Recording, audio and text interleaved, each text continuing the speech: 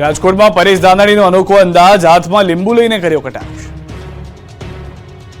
રાજકોટમાં પરેશ ધાનાણીના પ્રચારમાં કટાક્ષ જોવા મળ્યો। ધાનાણીએ હાથમાં લીંબુ લઈને કહ્યું, રાજકોટને કોઈની નજર ન લાગે તે માટે લીંબુનું તોરણ લગાવવા આવ્યો છું। ભાજપના ઉમેદવાર પરસોત્તમ રૂપાલા સામે કોંગ્રેસે પરેશ ધાનાણીને મેદાને ઉતાર્યા છે।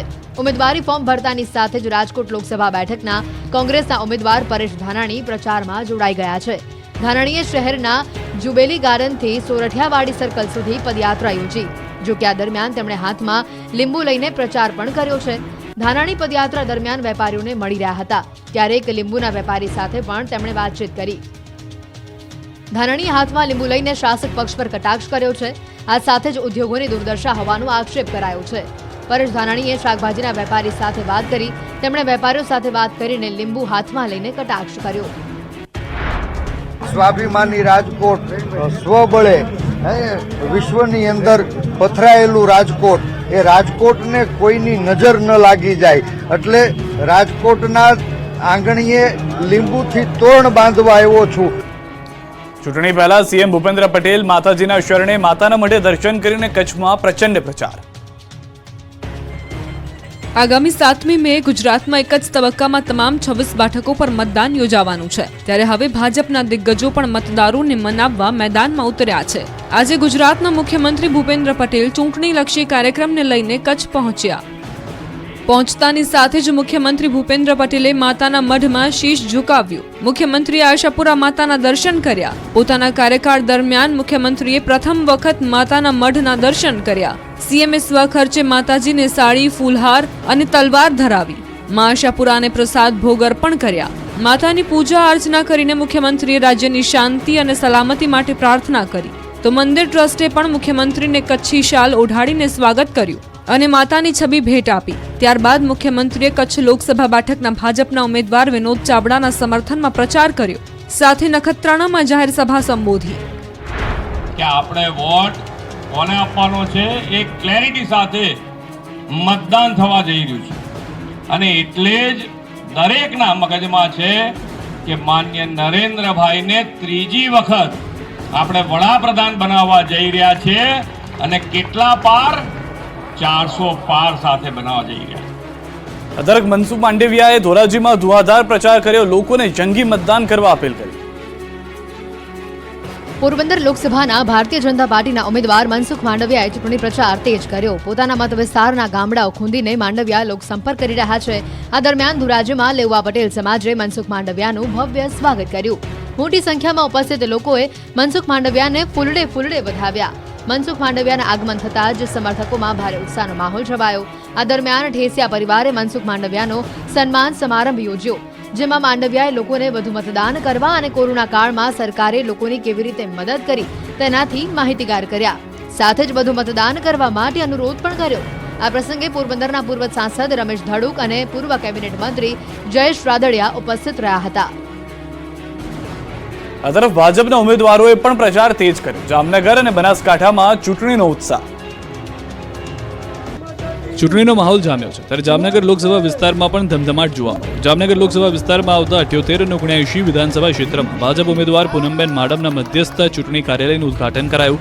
આ પ્રસંગે કોંગ્રેસ અને આમ આદમી પાર્ટીમાંથી ચેડો ફાડી કાર્યકરો ભાજપમાં જોડાયા। કાર્યાલયના ઉદઘાટન પ્રસંગે સાંસદ ઉમેદવાર પૂનમબેન માડમ, ધારાસભ્યો દિવેશ અકબરી, રીવાબા જાડેજા, શહેર ભાજપ અધ્યક્ષ વિમલ કગથરા અને જિલ્લા ભાજપ અધ્યક્ષ રમેશભાઈ મુંગરા સહિતના નેતાઓ ઉપસ્થિત રહ્યા હતા।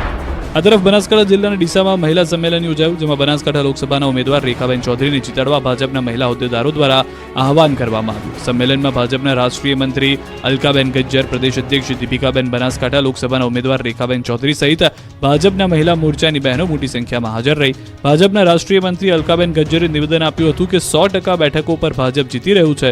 કોંગ્રેસ પર પ્રહાર કરતા જણાવ્યું કે જે લોકો શક્તિને નથી માનતા, જેઓ શક્તિનું અપમાન કરે છે, તેમને ક્યારે પણ સનાતન અને સમાજ નહીં સ્વીકાર કરે।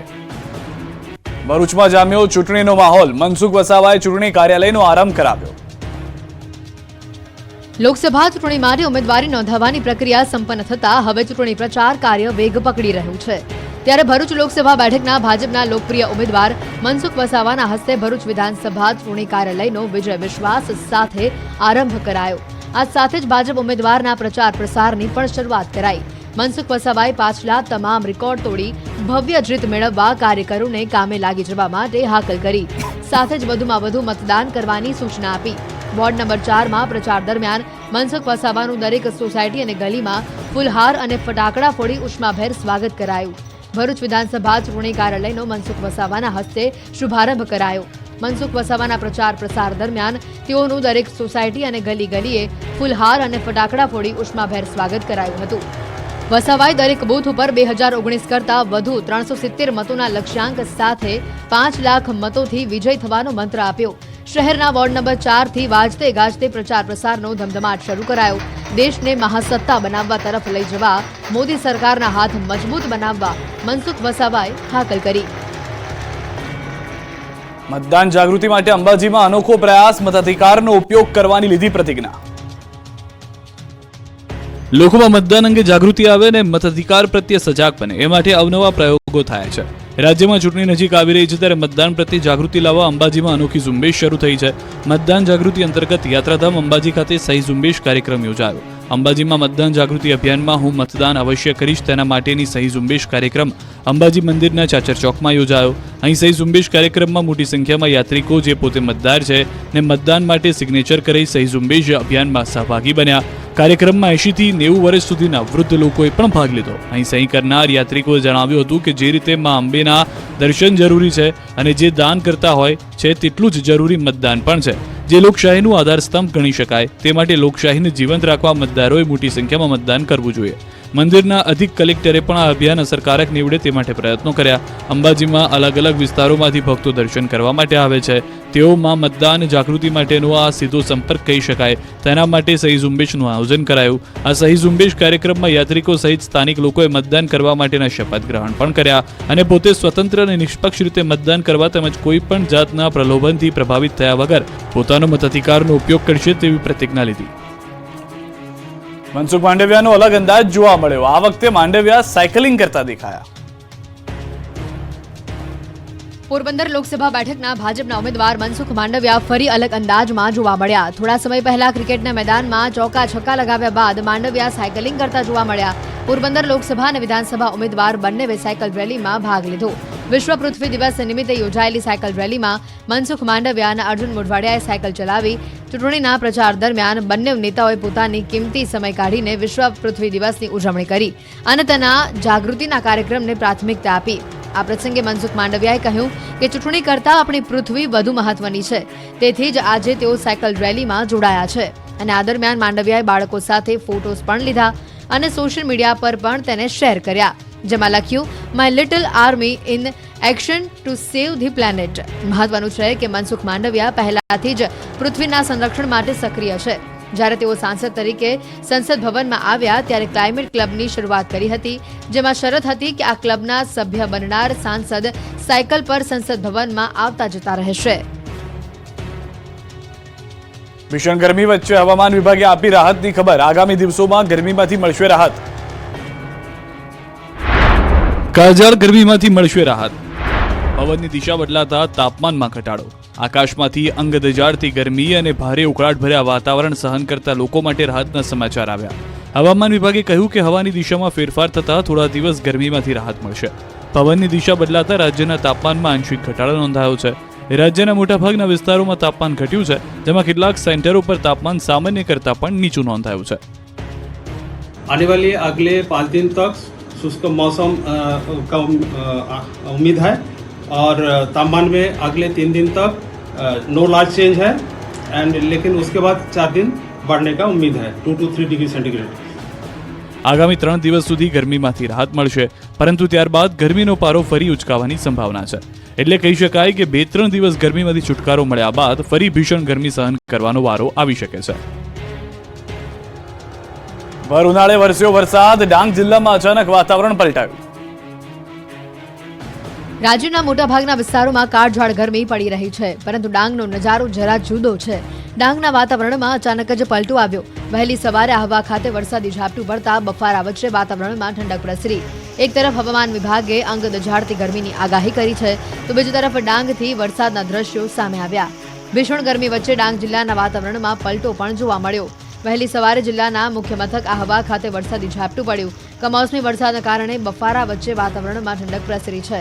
વાતાવરણમાં અચાનક આવેલા પલટા બાદ વરસાદ ખાબકતા ડાંગ જિલ્લાના ખેડૂતોમાં ચિંતા પ્રસરી હતી. કાર અથડાઈ અને પાણીની સમસ્યા ઊભી થઈ. વડોદરામાં કારની ટક્કરથી પાણીની પાઇપલાઇનનો વાલ્વ તૂટી ગયો.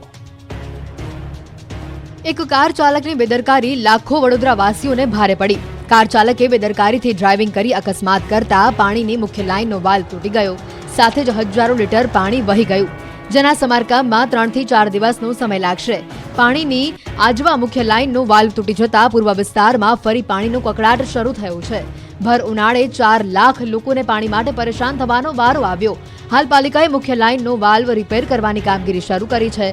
સાથે જ બેજવાબદાર કાર ચાલક સામે પોલીસ કાર્યવાહીની પણ તજવીજ હાથ ધરાઈ છે.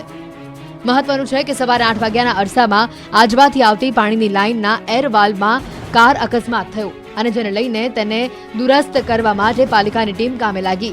તો બીજી તરફ સમારકામની કામગીરીને લઈને પૂર્વ વિસ્તારના લોકોને પાણીનો પુરવઠો નહીં મળી શકે તેવું સૂત્રો જણાવી રહ્યા છે.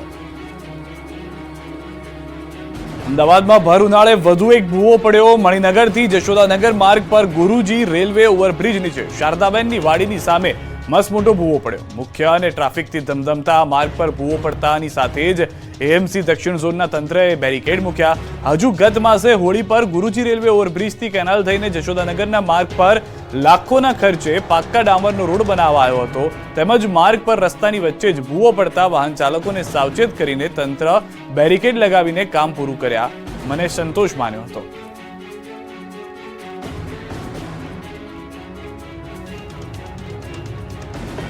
સલમાન ખાનના ઘરની બહાર ફાયરિંગ કેસમાં સુરત કનેક્શન બહાર આવ્યું. આરોપીઓએ તાપી નદીમાં રિવોલ્વર ફેંક્યું. ફિલ્મ સ્ટાર સલમાન ખાનના ઘરે થોડા દિવસ પહેલા ફાયરિંગની ઘટના બની હતી. આ મામલે મુંબઈ ક્રાઇમ બ્રાન્ચે 2 આરોપીની ધરપકડ કરી હતી અને આરોપીને પૂછપરછમાં તેઓ ફાયરિંગ કરીને ભાગ્યા ત્યારે સુરતથી અમદાવાદ જતા સમયે રિવોલ્વર તાપી નદીમાં ફેંકી દીધા હોવાની કબૂલાત કરતા મુંબઈ પોલીસની ટીમ સુરત આવી પહોંચી. તેઓની સાથે સુરત ક્રાઇમ બ્રાન્ચની ટીમ પણ છે અને તરવૈયાઓની મદદથી તાપી નદીમાં હથિયાર શોધવાની કવાયત શરૂ કરવામાં આવી છે. ફિલ્મ અભિનેતા સલમાન ખાનના ઘરે થોડા દિવસ પહેલા વહેલી સવારે 3 થી 4 રાઉન્ડ ફાયરિંગની ઘટના બની હતી. આ સમગ્ર ઘટનામાં મુંબઈ ક્રાઇમ બ્રાન્ચે આરોપીઓની ધરપકડ કરી લઈ પૂછપરછ શરૂ કરી હતી. આરોપીઓ ફાયરિંગ કરીને મુંબઈથી અમદાવાદ ટ્રેનમાં અને ત્યારબાદ ત્યાંથી બસમાં ગયા હતા અને આખરે કચ્છથી ઝડપાયા હતા. જો કે મુંબઈથી નીકળ્યા અને કચ્છ પહોંચે તે સમયે ટ્રેનમાંથી તેમણે રિવોલ્વર સુરતની તાપી નદીમાં ફેંકવાની કબૂલાત કરતા મુંબઈ ક્રાઇમ બ્રાન્ચની એક ટીમ સુરત પહોંચી. મુંબઈ ક્રાઇમ બ્રાન્ચની ટીમે સુરતની ટીમની મદદ લઈને આ રિવોલ્વરની શોધખોળ તાપી નદીમાં શરૂ કરી હતી. મુંબઈ ક્રાઇમ બ્રાન્ચ અને એન્કાઉન્ટર સ્પેશિયાલિસ્ટ દયા નાયક આ અંગે તપાસ માટે સુરત આવ્યા છે. ચૂંટણીને લઈને સુરત પોલીસ એક્શન મોડમાં ભૂતકાળમાં પકડાયેલા આરોપીઓની ઇન્ટ્રોગેશન પરેડ યોજાઈ. આગામી લોકસભા ચૂંટણીને અનુલક્ષીને કાપોદ્રા પોલીસ દ્વારા કાયદો અને વ્યવસ્થા જળવાઈ રહે તથા શાંતિપૂર્ણ ચૂંટણી યોજાય તેના માટે સુરત પોલીસ એલર્ટ બની. ભૂતકાળમાં પકડાયેલ આરોપીઓની ઇન્ટરોગેશન પરેડ રાખવામાં આવી અને આ ઉપરાંત સંવેદનશીલ વિસ્તારમાં કોમ્બિંગનું આયોજન કરી કાર્યવાહી કરવામાં આવી, જેમાં પોલીસ સ્ટેશનમાં નોંધાયેલા હિસ્ટ્રી શીટર તેમજ અન્ય ગુનાઓમાં પકડાયેલા આરોપીઓને એકઠા કરવામાં આવ્યા. બુટલેગર્સ, ગેસ રિફિલિંગમાં પકડાયેલા, હથિયારબંધી જાહેરનામા હેઠળ પકડાયેલા, રાયોટિંગ, દબાણ વિભાગ પરના હુમલામાં પકડાયેલા આરોપીઓને તથા વારંવાર ગુનો આચરતા કુલ 131 આરોપીઓને એક સાથે પોલીસ સ્ટેશન લાવવામાં આવ્યા. આ તમામ લોકોનું પોલીસે ઇન્ટરોગેશન ફોર્મ ભરાવ્યું, જેમાં લખાવવામાં આવ્યું હતું કે ચૂંટણી દરમિયાન શહેરમાં કાયદો અને વ્યવસ્થા જાળવી રાખે. આ સાથે પોલીસના અધિકારીઓએ આરોપીઓને માર્ગદર્શન આપ્યું હતું અને કહ્યું હતું કે ગુનાખોરીનો માર્ગ છોડી સામાન્ય જિંદગી જીવવાનું શરૂ કરે. આ તરફ કાપોદ્રા પોલીસ દ્વારા સંવેદનશીલ વિસ્તારમાં કોમ્બિંગનું પણ આયોજન કરવામાં આવ્યું હતું. ગઢડા ગોપીનાથજી મંદિર ટેમ્પલ બોર્ડની ચૂંટણીનું પરિણામ આવ્યું. દેવ પક્ષને મળી જીત. ગઢડા ગોપીનાથજી ટેમ્પલ બોર્ડની ચૂંટણીમાં દેવ પક્ષની જીત થઈ. સાધુ, પાર્ષદ અને ગૃહસ્થ વિભાગની તમામ 7 બેઠક પર દેવ પક્ષનો ભવ્ય વિજય થયો. ચૂંટણી અધિકારીએ તમામ ઉમેદવારને વિજેતા જાહેર કરતા દેવ પક્ષના સાધુ સંતો અને હરિભક્તોમાં ખૂબ ઉત્સાહ જોવા મળ્યો. વિજેતા ઉમેદવાર અને સાધુ સંતોએ ગોપીનાથજી મહારાજની જયના નારા લગાવ્યા. ટ્રસ્ટના નિયમ મુજબ દર 5 વર્ષે ગોપીનાથજી દેવ મંદિર ટેમ્પલ બોર્ડની ચૂંટણી યોજાય છે, જેમાં દેવ પક્ષ અને આચાર્ય પક્ષ વચ્ચે જંગ જામે છે. 21 એપ્રિલે યોજાયેલી ચૂંટણીમાં 51% જેટલું મતદાન થયું, ત્યારે આજે ચુસ્ત પોલીસ બંદોબસ્ત વચ્ચે મતગણતરી કરવામાં આવી. સવારે મતગણતરી કેન્દ્ર પર એજન્ટને લઈને આચાર્ય પક્ષે વિરોધ કર્યો હતો. જોકે બાદમાં ચૂંટણી અધિકારીએ એજન્ટને પેન અને કાગળ લઈ જવાની મંજૂરી આપતા શાંતિપૂર્ણ માહોલમાં મતગણતરી થઈ અને પરિણામ જાહેર કરાયું. ટેમ્પલ બોર્ડની સાધુ બેઠક પર શાસ્ત્રી હરજીવન સ્વામી 107 મતે વિજય થયો, જ્યારે પાર્ષદ બેઠક પોપટ ભગત 69 મતે વિજય થયા. તો ગૃહસ્થ બેઠક પર જનકભાઈ પટેલનો 10,773 મતથી, બટુકભાઈ પટેલનો 10,789 મતથી, વેનુભાઈ પટેલનો 10,742 મતથી, જ્યારે સુરેશભાઈ પટેલનો 10,706 મતથી વિજય થયો. બ્રહ્મચારી બેઠક પહેલાથી જ બિનહરીફ જાહેર થઈ હતી. ચૂંટણીના પરિણામથી અસંતુષ્ટ આચાર્ય પક્ષે ગેરરીતિનો આક્ષેપ કર્યો. દેવ પક્ષે ખોટી મતદાર યાદી ઊભી કરીને ચૂંટણી જીતી હોવાનો દાવો કર્યો. 700થી વધુ બાળકો રહી ગયા સ્કોલરશિપ વગર. ભાવનગરમાં પુરાવા વગર બાળકોની સ્કોલરશિપ અટકી ગઈ. ભાવનગર શહેર અને જિલ્લાના ધોરણ 1 થી 8ના 738 બાળકો સ્કોલરશિપથી વંચિત રહી ગયા. કારણ કે કેટલાક બાળકોનું આધાર કાર્ડ નથી તો કેટલાકના બેંક એકાઉન્ટ નથી, જેથી બાળકોને પ્રી મેટ્રિક સ્કોલરશિપ અટકી ગઈ છે. વિચરતી વિમુક્ત જાતિના મોટાભાગના બાળકોના રહેણાંકના પુરાવાનો અભાવ હોય છે અને રહેણાંકના પુરાવા વગર આધાર કાર્ડ નીકળી શકતું નથી, જેના કારણે શિષ્યવૃત્તિ મેળવવામાં મુશ્કેલી પડે છે. સમગ્ર મામલે વિપક્ષે શાસક પક્ષ પર સવાલ ઉભા કર્યા છે, તો શાસક પક્ષે તમામ પ્રકારની કાર્યવાહી પૂર્ણ કરી હોવાનો દાવો કર્યો. સરકાર બાળકોને ભણાવવા માંગે છે અને તે માટે આર્થિક સહાય પણ આપે છે, પણ કેટલાક વિસ્તારોમાં વિદ્યાર્થીઓના ખાતામાં પહોંચતી નથી. સરકાર દ્વારા રાજ્યમાં પછાત વર્ગના બાળકો શૈક્ષણિક રીતે સદ્ધર બને તે માટે સરકાર દર વર્ષે શિષ્યવૃત્તિ આપવામાં આવતી હોય છે, પરંતુ ભાવનગરમાં બાળકો આધાર કાર્ડના વાંકે સ્કોલરશિપથી વંચિત રહી ગયા. બીજી તરફ પ્રી મેટ્રિક સ્કોલરશિપ માટે આધાર કાર્ડની કામગીરી પૂર્ણ નહીં કરનાર શાળાના આચાર્યો સામે પગલાં લેવા શિક્ષણ વિભાગે ચેતવણી આપી. મહત્વનું છે કે સરકારી સહાય જમા કરાવવા PSMS માટે બેંક એકાઉન્ટ સાથે આધાર કાર્ડ લિંક કરવું જરૂરી છે, જેથી સહાય સીધા જ બાળકોના બેંક એકાઉન્ટમાં જમા કરવામાં આવે છે.